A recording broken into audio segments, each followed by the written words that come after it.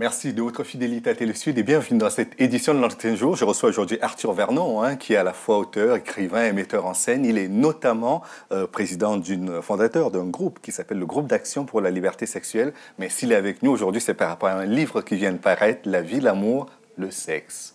Bonjour Arthur. Bonjour. Le sous-titre de votre livre, c'est « Être heureux quand on ne croit pas en Dieu ». Oui. Vous pensez que c'est possible ? Oui, c'est possible. Voilà. On a beaucoup de règles dans la société.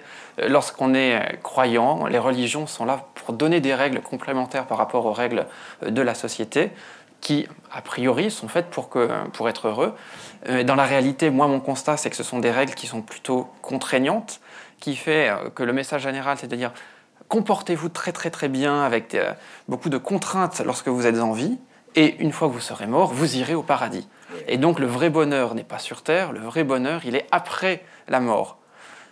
Quand on ne croit pas en Dieu, il n'y a pas cette perspective du bonheur, du paradis après la mort, donc il faut essayer d'en profiter maintenant, pendant qu'on vit, et donc c'est donner comme ça quelques astuces pour essayer d'être plus heureux pendant qu'on vit, et non pas potentiellement après la mort. Donc en gros, vous êtes en train de nous dire qu'il faudrait aussi donner leur chance à ceux qui ne croient pas en Dieu de croire au paradis sur terre. Exactement, le paradis sur terre, exactement. Parce que mon avis, c'est que c'est très risqué, très personnellement, de se dire « Oh, je vais vivre difficilement de mon vivant dans l'espoir d'être heureux après ma mort. » Parce que si jamais, je vous dis une petite confidence, si jamais il ne se passe rien après la mort, vous avez un peu tout perdu, et c'est un peu dommage. D'accord, mais vous mettiez un peu, il y a un triptyque, la vie, l'amour, le sexe, et vous dites être heureux sans croire en Dieu. Quel rapport entre ce triptyque et la foi en Dieu ? Mais disons que les règles qui vont être mentionnées dans le livre sont, on va dire, accessibles pour des personnes qui ne croient pas en Dieu. C'est ça la réalité. C'est-à-dire que je n'ai pas la prétention de faire changer d'avis sur la croyance en Dieu. C'est quelque chose qui est très fort, d'avoir une foi, et le livre n'est pas là pour lutter contre la foi. Moi, je me base déjà sur on va dire, les principes scientifiques. C'est-à-dire, si on considère la connaissance scientifique aujourd'hui, cette connaissance scientifique, elle est quand même très évoluée par rapport à ce qu'elle a été sur les milliers d'années précédentes. On n'a jamais eu autant d'informations scientifiques. Et il se trouve qu'avec toutes les connaissances scientifiques qu'on a aujourd'hui, encore une fois très développées dans tous les domaines, la médecine, la physique, on n'a jamais eu autant d'informations. Et la science aujourd'hui est incapable de prouver l'existence d'une entité divine. Oui. Donc, si on veut vivre en fonction des connaissances scientifiques contemporaines, on ne peut pas vivre véritablement en se disant « Ah bah oui, je vais vivre avec un Dieu, mais quel Dieu, avec quelles règles ?» Non, alors moi, j'applique les règles simplement de la science. La science me dit aujourd'hui « Je ne suis pas en mesure de prouver l'existence d'un Dieu, donc je vais vivre comme s'il n'y avait pas de Dieu. » Voilà ce qui me semble le bon raisonnement. Et donc, à partir de là, si on est dans cet état d'esprit, eh bien donc, si on n'a pas les règles des religions, il faut avoir d'autres façons de faire, d'autres façons de raisonner. Et c'est exactement l'objectif du livre, de proposer ainsi un autre cadre qui va parler de la vie, de l'amour et du sexe, qui sont des éléments très importants dans le cadre d'une vie, à l'aune des connaissances scientifiques les plus récentes.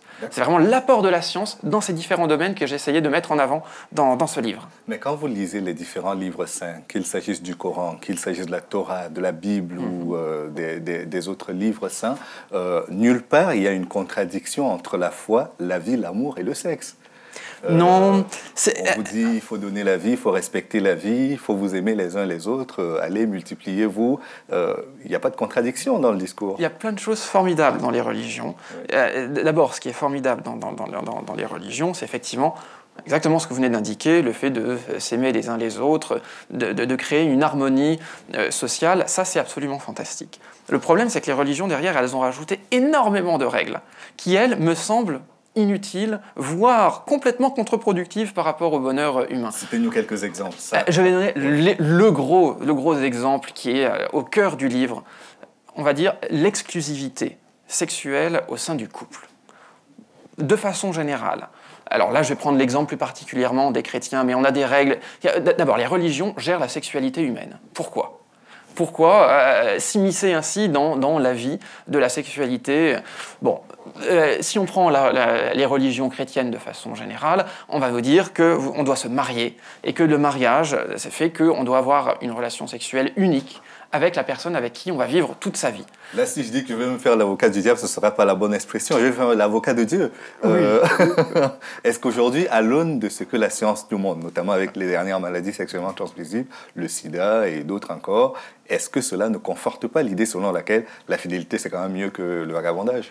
La sexualité, c'est quelque chose de complètement normal et d'intégré au corps de la même façon que la nourriture. Si vous mangez certains aliments, je peux vous garantir, vous allez pouvoir être très malade, avoir des indigestions, vous pouvez même en mourir. Ça, c'est la nourriture. Eh bien, le sexe, c'est comme la nourriture. Si vous le faites avec... C'est pas un produit de consommation quand même courante. Mais ça devrait. De masse. Non, mais ça devrait. Pourquoi? Parce que Au nom de quoi? Parce que c'est quelque chose qui est intégré en nous, parce que le plaisir sexuel, et ça, ce sont des thèses scientifiques, donc des travaux de doctorants ont montré que le plaisir sexuel est le plaisir le plus fort accessible au corps humain, sans dégradation pour le corps. Vous prenez certaines formes de drogue, certes vous allez recevoir des choses très fortes, mais le corps va vous en faire payer très très fort l'addition.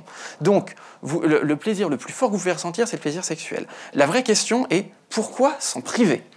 Voilà. Pourquoi créer des règles pour se priver de ce plaisir qui est le plus fort que vous pouvez ressentir? La vitesse également, c'est un plaisir. Quand vous conduisez une grosse voiture qui va jusqu'à 300 km/h, c'est un vrai plaisir. Mais dans certaines circonstances, quand vous êtes en excès de vitesse, vous êtes hors la loi et vous vous mettez en danger. Vous prenez des risques pour vous-même et pour les autres. Or, le sexe, non. Le sexe, il y a une autogestion du corps pour le sexe. C'est-à-dire, on ne peut pas surconsommer du sexe, oui, parce qu'il y a des mécanismes internes qui vont réguler, les besoins. On parle parfois de dépendance sexuelle, de dépendance à certaines drogues. Mais en fait, ce sont des personnes... Ce n'est pas la sexualité qui est visée ici. Ce sont des comportements de certains individus qui ont une propension naturelle à être dépendants par rapport à quelque chose. Vous avez des personnes qui sont dépendantes au Coca-Cola. On peut être dépendant d'absolument de tout. Alors de dire que le sexe c'est mal, parce que certaines personnes peuvent être dépendantes du sexe, ça n'a aucun sens. C'est pas ce qu'on a dit. On a dit c'est justement cette addiction qui est mauvaise et il faut se faire soigner quand on a une addiction. Mais c'est pas lié, ce n'est pas lié au sexe lui-même. C'est ça qui est important. On peut être addict au Coca-Cola et on va pas dire que le Coca-Cola c'est mal. Voilà. Donc en fait, il y a une possibilité de vivre une sexualité épanouie avec un cadre moral qui n'est pas celui des religions. C'est-à-dire, moi je pense aussi... Alors, vous n'êtes pas pour... C'est pas l'anarchisme quand même dans la sexualité? Non, pas du tout. Moi, alors, déjà le livre, le message du livre, c'est déjà la tolérance. C'est-à-dire de montrer qu'il y a d'autres façons de vivre sa vie que dans un cadre purement d'exclusivité sexuelle dans un couple normal. Ensuite, est-ce qu'il y a une solution miracle? La réponse est non. Dans le livre, j'expose 7-8 solutions. Et je dis en gros, c'est par la discussion avec l'autre, avec ceux qui entourent, qu'on peut trouver une solution qui convienne à soi-même et avec potentiellement le partenaire. Moi, je vous dis, je pense que ça peut être une très bonne chose de vivre toute sa vie avec la même personne. Est-ce que ça peut être une très bonne chose également de n'avoir des relations sexuelles toute sa vie avec la même personne? Je ne pense pas. Et je pense que déjà, dans la société d'aujourd'hui, c'est le cas de quasiment personne. Il y a une énorme hypocrisie qui font que les gens, dans la réalité, se trompent, cachent à leur conjoint qu'ils ont des relations adultères. Au moment où l'autre l'apprend, ça cause un drame, parfois une rupture, parfois un divorce. Un divorce, ce sont des enfants très malheureux. Donc vous avez des drames aujourd'hui qui sont causés dans la société parce qu'il y a cette œillère sur la sexualité en disant que c'est quelque chose qui doit rester dans le couple et ça crée énormément de malheur. Et moi, ce que je dis, c'est qu'aujourd'hui, les scientifiques ont permis de montrer que c'était quelque chose de normal d'avoir une vie sexuelle qui puisse être un peu plus ouverte que celle qu'on veut faire passer. Là, on a l'impression d'être en 1968 avec vous, en mai 1968, la révolution sexuelle aux États-Unis. Oui, mais cette révolution sexuelle, le problème, c'est qu'elle a été accompagnée d'une libéralisation des mœurs de façon beaucoup plus large. Et quand je dis plus large, par exemple, on a énormément associé la sexualité avec la drogue, ce qui a donné une image, on va dire, des hippies qui est plutôt mauvaise. On voyait des personnes un peu affalées comme ça, et ils faisaient l'amour libre, puis ils fumaient ensuite, voilà. Et ça donnait une image désastreuse parce que moi, les règles de la société, je les trouve très bonnes. Il faut travailler, il faut être dynamique.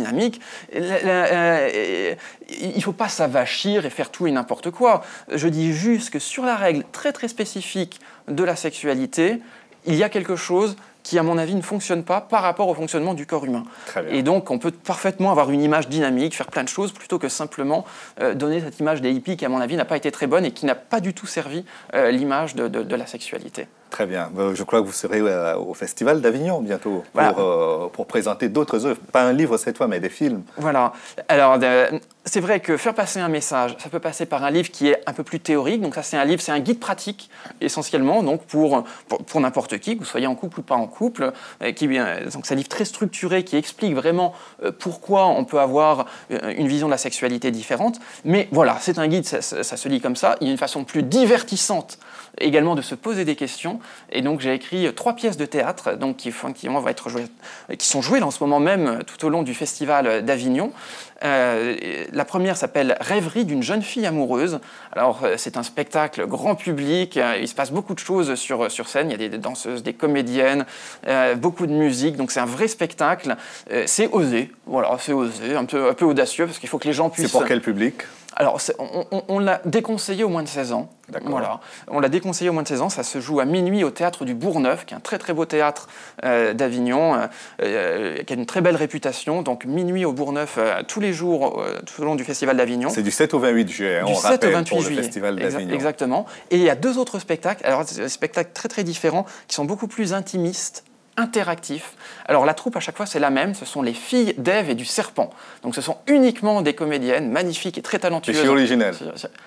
Exactement. Voilà, on recrée le péché originel. Le péché originel quand même c'est manger le fruit de l'arbre de la connaissance. C'est-à-dire le fruit défendu. Le fruit défendu. Mais le fruit défendu c'est la connaissance. C'est-à-dire toutes ces religions qui parlent de la Genèse, leur message c'est quand même de dire on était mieux quand on ne savait rien. Moi mon message c'est de dire mais maintenant qu'on sait, on peut quand même vivre bien. Et donc les 2 spectacles interactifs, les délices du fruit défendu, 18h30 au théâtre au Chapeau Rouge, et ensuite à 19h45, la moralité des relations érotiques. Amoralité, c'est L', amoralité des relations érotiques. Toujours les filles d'Ève et du serpent, et c'est toujours au théâtre au Chapeau Rouge à 19h45.